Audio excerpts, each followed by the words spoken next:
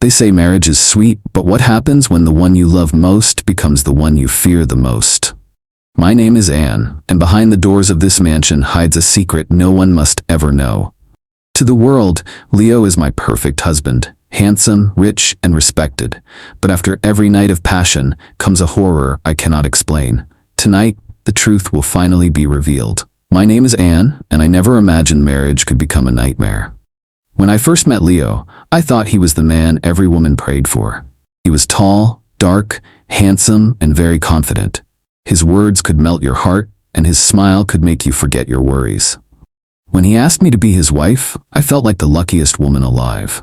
At first, everything looked perfect. He showered me with love, bought me gifts, and told me I was the queen of his heart. But I soon began to notice something strange about him. He had a very quick temper. Small issues made him angry, but I excused it because I believed love could change him. The real shock came after our wedding night. After we had finished making love, instead of holding me close, Leo stood up, grabbed a cane, and whipped me hard on my back. I screamed in shock, my body trembling. "Leo, why? What did I do?" I cried, covering myself with the bedsheet. His face was twisted in anger. "Don't ask me questions, Anne. This is how I train my wife. You must learn obedience," he shouted. From that night, a dark secret began in my marriage. Whenever we made love, instead of peace and affection, Leo would flog me. Sometimes he would accuse me of not being submissive enough. Other times he would say I looked at him the wrong way. No matter how much I begged him to stop, his anger only grew. I was trapped in fear. The mansion where we lived was beautiful, filled with luxury, but to me it felt like a prison. At night, I dreaded Leo's footsteps approaching the bedroom because I knew what was coming after intimacy. The sound of the cane hitting the wall or the bed before it struck me still echoes in my ears. I loved him, yet I was also afraid of him. I couldn't tell anyone because who would believe that a wealthy, respectable man like Leo would be treating his wife this way? To the outside world, we looked perfect. But inside, I was living in pain, hiding bruises on my body and tears in my eyes. All right, let's make part 2 the longest, most emotional and suspenseful part. The pain of Leo's beatings became part of my nights, but the pain in my heart grew even bigger. I started asking myself, why would a man who claims to love me treat me this way? At first, I thought maybe it was a strange tradition in his family. Maybe he learned it from somewhere. But as time passed, I realized it was deeper than that. Leo had a hidden darkness in him. One evening after we had finished, he raised the cane again. But this time, I grabbed his hand in fear. "Please, Leo, enough. You're hurting me. This is not love. This is torture." He froze for a moment, staring at me with his sharp eyes. Then he pushed me back on the bed and shouted, "You don't understand, Anne. Every time I touch you, I feel like I must punish you to keep control. If I don't, you will overpower me one day. I will never allow a woman to control me." His words cut my heart deeper than the cane. I realized then that this was not just anger. This was fear, insecurity, and something sick inside of him. I tried to talk to him during the day when he was calmer. I begged him, "Leo, please, we can go for counseling. We can talk to a pastor. We can even see a doctor. Just stop this punishment." But Leo would laugh bitterly. "Counseling? Pastor? Doctor? Do you think I'm mad? No, Anne. You belong to me, body and soul. You must endure this, because this is how I love." The worst part was how he covered it up in public. When we went out, he held my hand like the perfect husband. Neighbors admired him, friends envied me, and family members praised our union. They had no idea I was hiding scars under my clothes. One night, after a particularly brutal session, I locked myself in the bathroom, crying silently. I looked at my reflection in the mirror, swollen eyes, red marks on my arms, trembling lips, and I whispered to myself, "Is this the life I chose? Is this the man I left my father's house for?" It was then I began to suspect that Leo's behavior had a secret root. His nightmares, the way he sometimes screamed in his sleep, and his strange habit of locking his old diary in a drawer. All of it made me wonder if there was a past he was hiding. One afternoon when he left for work, my curiosity got the better of me.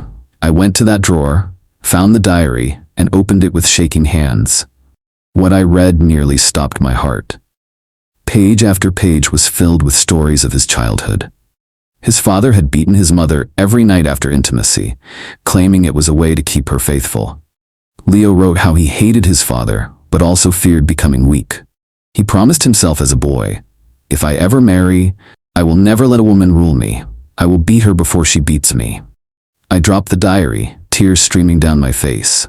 So this was the curse haunting my husband. He was repeating the same cycle he once hated. That night, I tried to talk to him about what I found. "Leo," I said gently, "I know what happened to you as a boy. I know the pain you saw, but please, don't let it destroy us. You can choose love instead of violence." But his reaction was terrifying. His face darkened, his voice thundered. "You read my diary? You dare to enter into my past? Anne, you are finished." And once again, the cane rose in his hand. That night was my breaking point. As Leo raised the cane to strike me again, something inside me snapped. I stood up, wrapped my towel around me tightly, and shouted through my tears, "Leo, enough. I am not your enemy. I am your wife. If love cannot heal you, then I refuse to let pain destroy me." For a moment, he froze, his eyes wide, his hand trembling. I could see the broken little boy inside him fighting against the angry man he had become. He dropped the cane, but his face was still hard. I realized then that I had two choices: remain silent and allow this abuse to continue, or speak out and save myself. That was the night I chose freedom. I left Leo's mansion with nothing but the strength in my heart. Looking back now, I see the truth clearly. Marriage without respect and kindness is a prison, no matter how rich or handsome your partner may be. Love should never come with pain, threats, or violence. If your partner hurts you and calls it love, it is not love, it is bondage. Silence only makes the abuser stronger. Speaking out, seeking help, and walking away can save a life. Leo's story taught me that some people carry wounds from their past and push their pain onto others. But no matter their excuse, violence can never be justified. Moral lessons for my viewers. 1. A beautiful house is useless if peace is missing inside. 2. Do not ignore red flags in relationships. What looks small before marriage can become a nightmare later. 3. True love protects, uplifts, and gives peace. It never abuses. 4. If you are facing abuse, speak out. Don't suffer in silence, because silence kills. Dear viewers, thank you for watching this story till the end. My name is Anne in this tale, but this story is a mirror to so many women and men who are silently suffering in abusive relationships. I hope this story touched your heart, opened your eyes, and gave you strength. Please, if you enjoyed this story and want to hear more life-changing lessons, subscribe to my channel, click the notification bell, and stay connected. Your support means everything to me.